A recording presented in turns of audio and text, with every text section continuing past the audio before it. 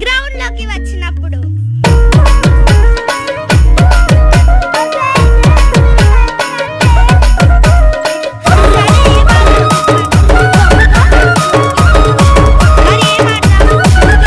నువ్వు గల్లాబాయా